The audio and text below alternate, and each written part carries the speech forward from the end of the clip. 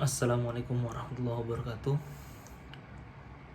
Bismillahirrahmanirrahim. Saya Kamal Irsyad Hadi Kusumo dari kelas Fatwa dan Jurisprudensi E. Bahwa pembahasan pada kali ini terkait dengan lembaga fatwa MUI dan manhaj istinbatnya. Bahwasannya Majelis Ulama Indonesia MUI itu berdiri sudah cukup lama, pada tanggal 26 Juli 1975 Masehi atau pada 17 Rajab 1375 Hijriah di Jakarta. Sesuai dengan ketentuan dalam Pedoman Dasar 2005 pada bab 1 pasal 1 ayat 2 bermula dari konferensi ulama di Jakarta yang diadakan oleh Pusat Dakwah Islam yang merupakan inisiatif dari pemerintah saat Kiai Haji M. Dahlan menjabat sebagai Menteri Agama, bahwa konferensi tersebut berlangsung dari tanggal 30 September hingga 4 Oktober 1970. Pada saat itu diajukan usulan yang untuk memperkuat kesatuan umat muslim dalam aktivitas sosial dengan membentuk sebuah Majelis Ulama Indonesia yang bertugas memberikan fatwa-fatwa. Bahwa perlu kita ketahui, MUI itu menegaskan peranannya dalam sebuah pedoman dasar 2005 sampai 2010 yang mencakup bahwa yang pertama menjadi forum bagi para ulama, pemimpin dan intelektual muslim untuk memandu umat, dan yang kedua menjadi sebuah platform atau tempat bagi para ulama, pemimpin dan intelektual muslim untuk memperluas pemahaman dan praktik ajaran Islam serta memperkuat solidaritas umat Islam. Kemudian yang ketiga menjadi representasi umat Islam dalam dialog dan konsultasi lintas agama. Kemudian yang keempat memberikan fatwa kepada umat Islam dan mungkin pemerintah, baik diminta maupun tidak. Adapun langkah-langkah dalam menetapkan fatwa MUI, yang pertama, sebelum disidangkan, setiap isu yang dibawa ke komisi harus diperiksa secara cermat oleh anggota komisi atau tim khusus setidaknya 1 minggu sebelum terjadi sidang.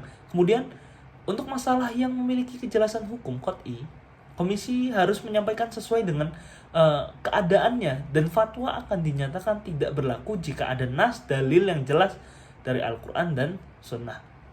Kemudian apabila yang terjadi perbedaan pendapat di antara mazhab dalam suatu masalah, maka fatwa yang diberikan harus berdasarkan hasil tarjih dengan memperhatikan perbandingan fikih, ya, menggunakan prinsip-prinsip usul fikih yang relevan. MUI sendiri dalam menentukan fatwa itu melakukan pendekatan dengan 3 cara. Yang pertama, pendekatan dengan nas qot'i, yakni pendekatan ini berpegang pada nas Al-Quran dan hadis, sehingga fatwa yang dilakukan apabila telah jelas hukumnya disampaikan sebagaimana adanya. Kemudian ada pendekatan qauli, yaitu pendapat dalam Alkitab Mu'tabar. Pendekatan jawaban yang dicukupi oleh pendapat dalam Alkitab Al-Mu'tabaroh. Apabila terjadi perubahan sosial, maka dilakukan telaah ulang terhadap qaul tersebut. Kemudian yang ketiga, pendekatan manhaj, yaitu dilakukan dengan ijtihad kolektif. Nah, kemudian bagaimana ketika ada perbedaan? Maka jika terjadi perbedaan, komisi fatwa akan melakukan prosedur yang pertama, yaitu ada al-jam'u wa al-taufiq, di mana penggunaan metode ini, prosedur ini, penggunaan metode mengalihkan makna dari setiap dalil kepada makna yang lain sehingga tidak dapat berlawanan lagi. Cara menjamin dan mentaufik dua buah dalil yang nampak berlawanan dengan cara yang pertama mentakwil salah satu nas sehingga tidak berlawanan dengan nas yang lain. Kemudian yang kedua, salah satu nas dijadikan taksis terhadap nas yang lain. Kemudian ada eh, prosedur ilhaq, di mana prosedur ini masalah yang tidak ditemukan pendapat hukumnya di kalangan mazhab yang memberikan makna bahwa salah satu metode fatwa MUI adalah menggunakan ilhaq, di mana ilhaq ini yaitu pendapat hukum yang ada di kalangan mazhab dengan cara menyamakan suatu masalah yang terjadi dengan kasus yang ada dalam kitab Al-Mu'tabarah yang tadi. Kemudian ada ijtihad jam'i kolektif, yang dimana ijtihad ini dilakukan MUI menggunakan beberapa metode. Ada metode bayani dengan pendekatan kaidah kebahasaan. Kemudian ada metode taklili, ini metode penalaran yang meliputi kias, ihtisan, ilhaqi.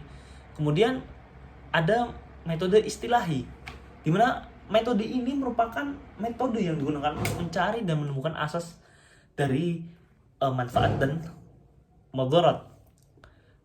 Kemudian prosedur selanjutnya ada sad al-zari'ah, di mana prosedur ini ialah mentiadakan atau menutup jalan yang menuju perantara wasilah atau perbuatan yang terlarang.